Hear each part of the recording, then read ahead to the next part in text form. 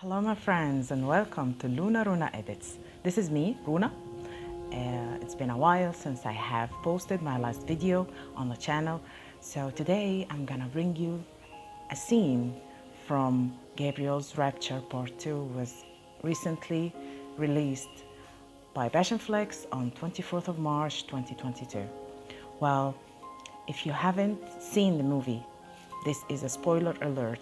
So go and watch the movie and then come back to this video. Well, watch till the end because there is some secret I have already realized and understand it from this scene in particular.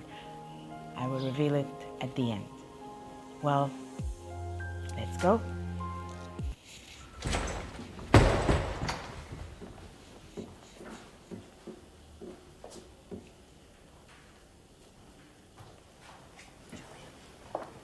Why is he acting like that?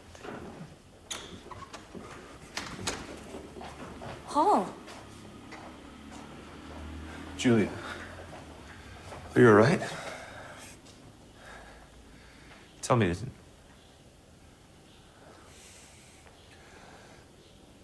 fuck's sakes. Paul! You know him? He's a friend. Do you know him? Filed a complaint last year against one of my clients. You were Professor Singer's attorney. What have I gotten myself into? Miss Mitchell, Professor Emerson. The Dean.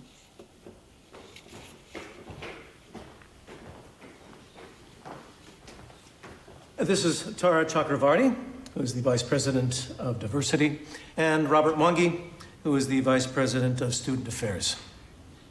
Water? During the course of our investigation, several facts have emerged. First, a public argument with personal overtones took place between Miss Mitchell and Professor Emerson during his seminar on October 28th.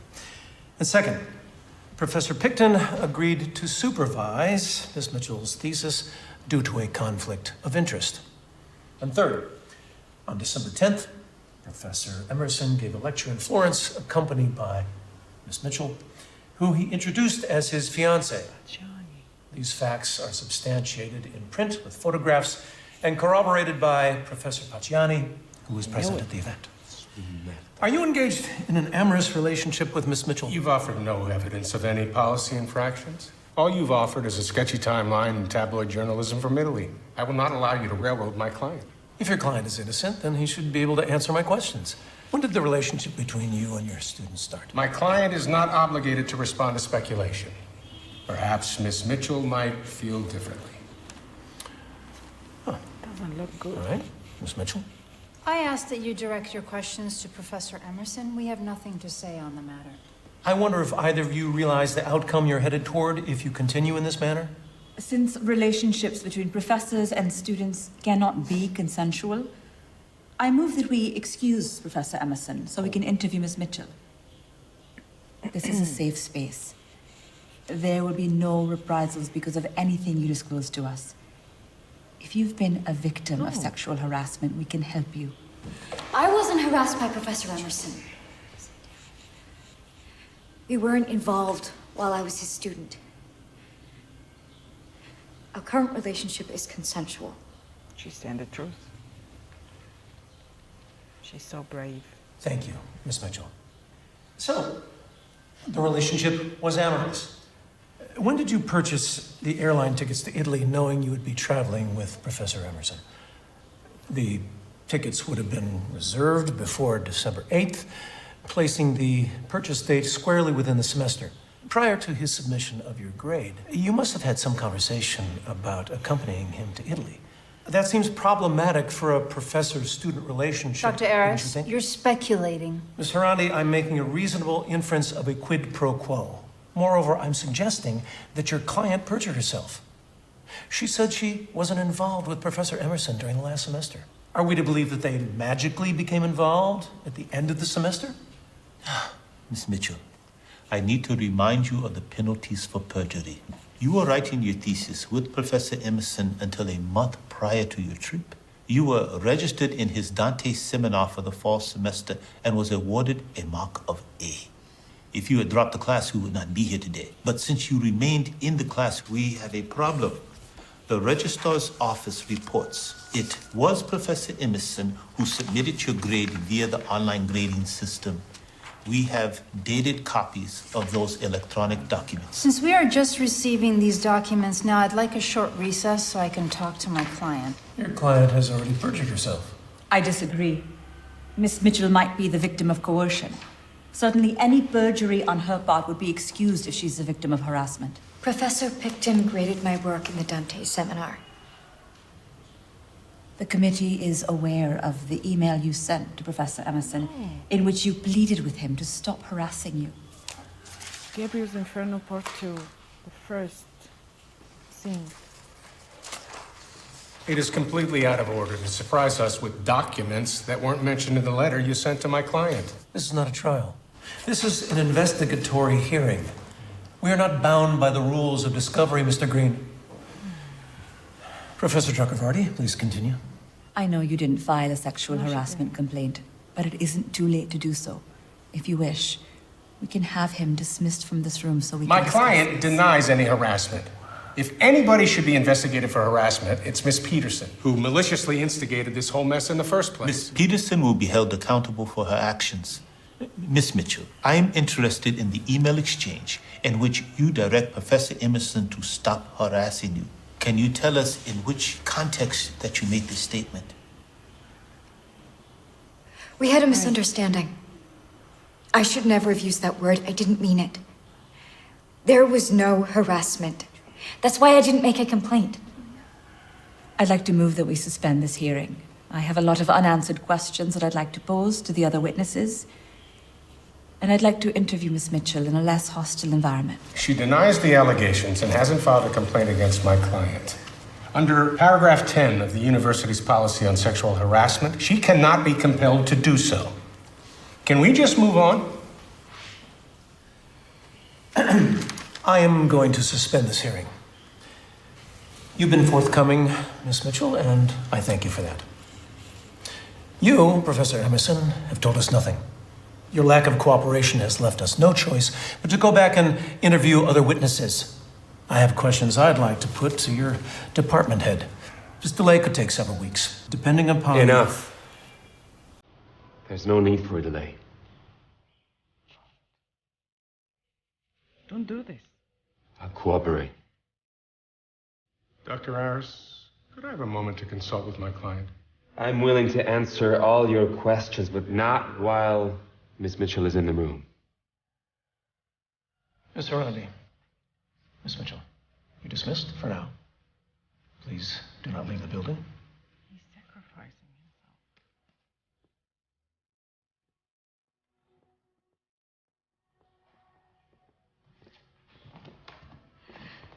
himself. Our relationship was consensual. I knew what I was doing, and I don't regret it. This isn't a tawdry affair. There was no harassment.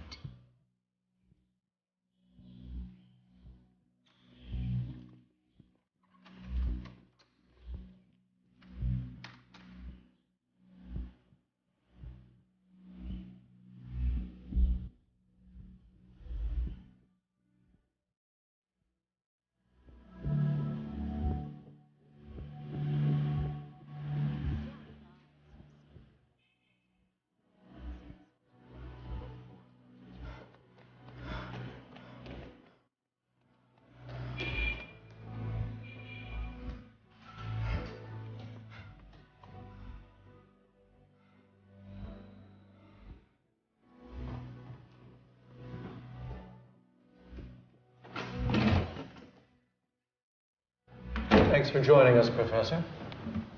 What's going on? Who's that? Professor Emerson has confessed to an amorous relationship with Miss Mitchell while she was his student. Miss Mitchell sent an email to Professor Emerson in which she accused him of harassment. What can you tell us about that? I know of no such harassment. May I see the email? Since Miss Mitchell never reported the harassment, I can only infer she changed her mind. What's the connection between Professor Emerson and the bursary? I'm the one who awarded it, based on the fact Miss Mitchell was the top master student in our program. You can speak to Tracy in Donor Services about the charity that made the donation. Since Professor Emerson was clearly in a position of power, and more than one witness has testified that he was initially very harsh with her, we don't believe their relationship was consensual. We are inclined to excuse her perjury since it was clearly under duress. We will dismiss any allegations against her unless you can think of some reason why we shouldn't. I see no reason why Miss Mitchell should be punished, no. We will encourage Miss Mitchell to file a harassment complaint, but given the fact that Professor Emerson has been forthcoming, I'm not inclined to drag this matter out. We're facing a lawsuit from another one of your students, Miss Peterson. And Miss Mitchell has filed a harassment complaint against her. We expect you to maintain a safe environment for students. What's going on in your department, Jeremy? I'm as surprised as you are, David. Now, I'm cognizant of your spotless record and the reputation of your department. And I'd like to ask your input on what we should do in terms of consequences. I'd like a word with Professor Emerson first. I'll give you 5 minutes. You should have kept your mouth shut. Ruin Julian's life? Never. If you're dismissed, no university will touch you. Your career will be over. I don't care. I'm your friend. And you made me look like an idiot for allowing a predatory professor to wreak havoc on 2 female grad students. It's possible they'll investigate me for what I knew and when. I'm sorry. I'll tell them you knew nothing and take the consequences, Martin. Don't give me that martyrdom bullshit. You're hurting a lot of people in your quest to protect your conquest. What do you think's gonna happen to her if they fire you? If you fire me, I'll sue them, Martin. It'll be too late. Once you're dismissed, Harvard will find out about it, and Julianne's MA will be tainted. You'll ruin both our reputations.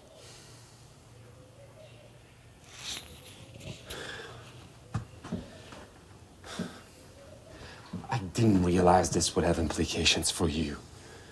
And I'm sorry. Help us. Please.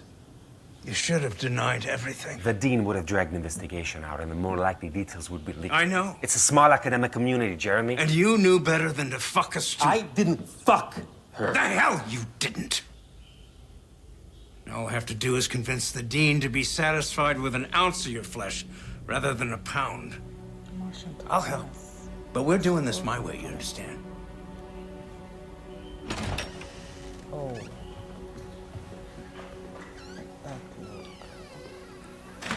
In light of Professor Emerson's testimony, you are excused. We will inform the registrar's office that the grade you were awarded should be allowed to stand. We will do our utmost to ensure that you are not victimized further. I'm not a victim. Gabriel, what's going on?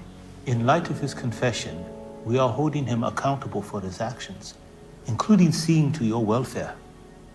My welfare is tied to him. If he's going to be punished, then punish me too. The university has a duty to protect its students from being preyed upon by their supervisors. Please, let us do our job. Tell me what he said. Give me a chance to respond. He is admitted to engaging in a relationship with you while you were his student. Professor Picton has confirmed that she marked your work during his seminar and supervised your thesis. So we are inclined to be lenient with him. He didn't hurt me. He didn't hurt me. You have to believe me. We will ask that you and all parties sign a confidentiality agreement for your protection and for the integrity of these proceedings. If you have any further difficulties, you are to inform Professor Martin. Gabriel, what happened?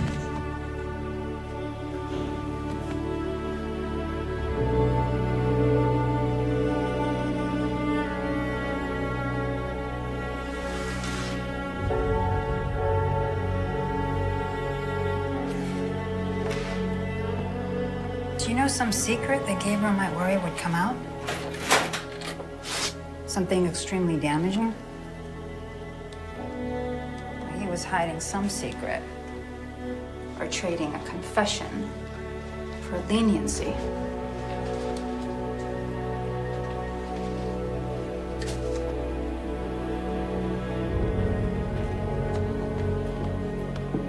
Gabriel, You can't be seen with her. why did you tell them our relationship was inappropriate? We're not sensible of your own distress. What's that supposed to mean? It means he just saved your ass. That's what it means. Take your finger out of her face. Let's separate it from your body, John. Did they fire you? No. Just keep protecting her. So you get to keep your job, but you can't talk to me? That hurts. What about last night? You promised me you'd never fuck me. No words? No I love you? Is that all it was to you? A goodbye fuck? I've never fucked you. Who's the angel fucker There's now? no way I could watch you commit academic suicide. I told you I'd go to hell to rescue you, and that's what I did. And I'd do it again. You don't get to make decisions for me. This is my life, my dreams. If I want to give them up, who the hell are you to take that from me? You're supposed to love me, Gabriel. You're supposed to support me when I decide to stand up for myself. Instead, you gotta deal with them and dump me. The dean will be walking through that door any minute. Come on. So that's it. They say it's over and it's over. When have you ever followed the rules? I had no choice. Héloïse. I thought my name was Beatrice. Abelard abandoned Héloïse to save his job, so I guess the name is more than apt. Abelard. Read my 6th letter. Paragraph 4. I'm not your student, Professor. I won't be doing any reading assignments. Tell you something.